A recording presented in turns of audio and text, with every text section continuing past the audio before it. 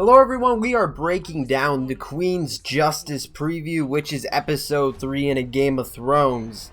The first scene we get info from is when Euron comes back to King's Landing after capturing Yara Greyjoy, Ellaria, and Tyene Sand.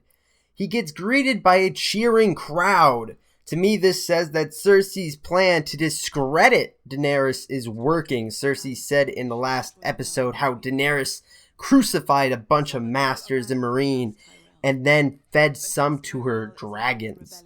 Cersei's probably spreading this story, but it did happen, through Westeros to get the common people on her side. And since Euron is on her side and was able to capture valuable hostages, the common people are cheering for the victory Cersei has just won.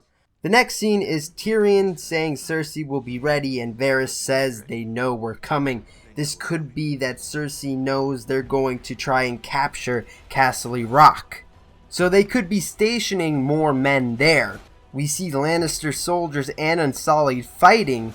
This could be another defeat for Daenerys, and once again, in the last episode, Tyrion had this plan to just use men from Westeros to capture King's Landing and use the Unsullied to capture Castle Rock. And he had no plan to use Dothraki at all. But from the trailers, from just the regular season 7 trailers, we know they use Dothraki. So I think they get defeated trying to capture Castle Rock, and Daenerys goes and pulls out the big guns. The Dothraki horde and 3 dragons. And then we get the moment we've all been waiting for. Daenerys and Jon meeting for the first time to discuss a lot of things. Probably a lot to do with the Army of the Dead, I would assume. And if Jon leaves out the part about how he died and got revived, I'm going to lose my shit.